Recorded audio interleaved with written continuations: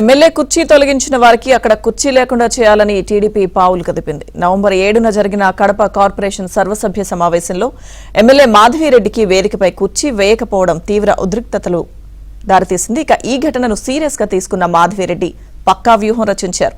దీంతో కడప కార్పొరేషన్ పరిధిలోని వైసీపీ కార్పొరేటర్లు ఆ పార్టీ అగ్రనాయకులకు షాక్ ఇవ్వబోతున్నారు. 8 మంది కార్పొరేటర్లు ఇవాళ సీఎం చంద్రబాబు సమక్షంలో టీడీపీలో చేరనున్నారు. వీరిలో ఒకరు మాజీ ఉప ముఖ్యమంత్రికి వరుసకు సోదరుడవుతారు. ఇక మరో మహిళా మైనారిటీ కార్పొరేటర్ కూడా పార్టీ మారుతున్నారు. మిగిలిన వారిలో 5 చిన్న చౌకు, అలాగే ఒకరు రవీంద్రనగర్ కు చెందిన వారున్నారు. ఇక మాజీ ఉప ముఖ్యమంత్రి అంజద్ బాషా బంధువు పార్టీ మారడం, మేయర్ సురేష్ బాబుకు కంచుకోట లాంటి చిన్న చౌక్లో మెజారిటీ కార్పొరేటర్లు టీడీపీలో చేరడానికి సిద్దమవడం వైసీపీకి గట్టి షాక్ లాంటిదని స్థానికులు అభిప్రాయపడుతున్నారు.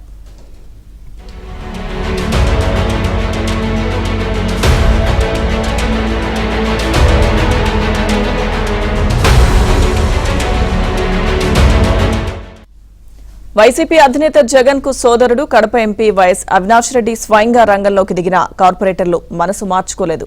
సురేష్ బాబు, అంజద్ బాషాలపై ఉన్న వ్యతిరేకత ఈ పరిణామాలకు దారితీసినట్లు ఆ పార్టీ వర్గాల్లో ప్రచారం సాగుతోంది. అధికారంలో ఉన్నంతకాలం క్యాడర్ను ఏమాత్రం పట్టించుకోకుండా ఒంటెద్దు పోకడలకు పోయారని ఆగ్రహం వ్యక్తం చేస్తున్నారు.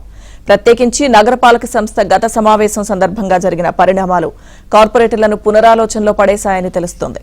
ఇక పార్టీలో సొంత ప్రతిష్టను కాపాడుకోవడానికి సభ్యులను పావులుగా వాడి సమావేశాన్ని మధ్యలో వాయిదా వేశారని విమర్శలు వినిపిస్తున్నాయి. 15వ ఆర్థిక సంఘం నిధులతో చేపట్టాల్సిన పనులపై అవసరమైతే కోర్టుకు వెళతామని మేయర్ చెప్పడాన్ని వారు జీర్ణించుకోలేకపోతున్నారు. దీంతో ఆ నిధులతో చేపట్టే పనులకు బ్రేక్ పడుతుందన్న ఆందోళన నెలకొంది.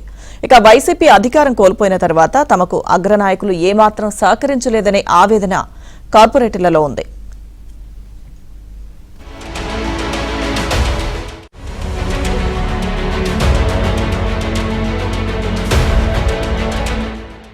వైసీపీలోని అగ్రనాయకులపై కార్పొరేటర్లకున్న అసమ్మతి వారికి కలిసొచ్చింది. ఈ నేపథ్యంలో ఈ విడతలో 8 మంది పార్టీ మారుతున్నారు.